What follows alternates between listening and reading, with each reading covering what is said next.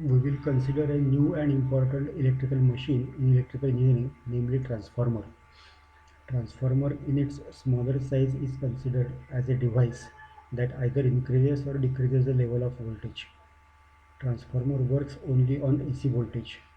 If transformer is decreasing voltage, then it is known as step down transformer, but if it is increasing the voltage, then it is known as step up transformer.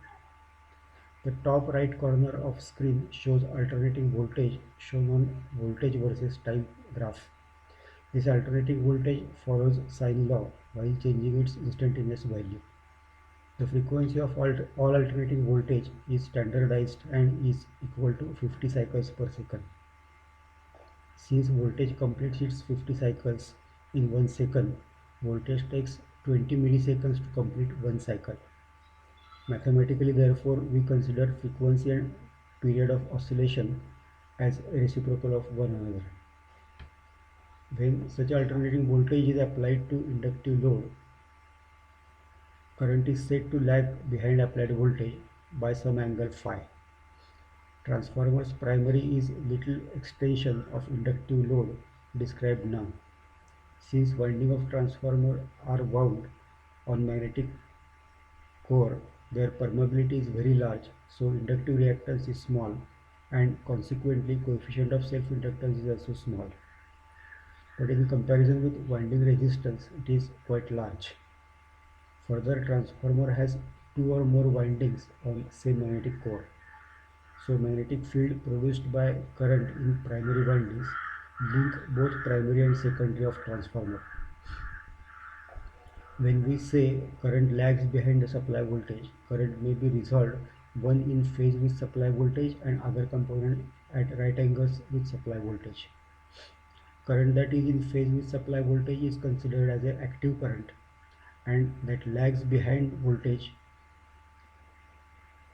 by 90 degrees is reactive current. This theory of current, voltage and power analysis is perfectly applicable to RL series combination. But in case of transformer, this condition of equality and interdependence of parameters is little bit changed, because a new lump parameter is introduced by transformer's construction, and it is leakage reactance. Initially, if we consider primary winding resistance and leakage reactance as parameters whose voltage drop to be deducted from supply voltage, then we get remaining voltage that is supported by self-induced EMF E1. In this way, we may resolve supply voltage V1 into two components, one that drop in primary impedance and second that is equal and opposite to induced EMF E1. The way in which EMF is induced in primary winding, similarly EMF also induces in secondary winding, and it is symbolized by E2. Since secondary winding is open circuited, current through it is zero, and we may measure voltage across secondary equal to E2. This is known as no-load circuit of single-phase transformer. The mathematical relation that we see below the sine graph is first relation between time and instantaneous value of voltage. The time has a multiplier omega, which is supply frequency in radians per second. This product is angle whose sine ratio keeps on changing continuously as time elapses. The sine ratio is multiplied with peak value of voltage to get instantaneous voltage. The next equation are turns ratio that decides value of induced EMFs in primary and secondary. The last ratio equated with this turns ratio A in is current ratio.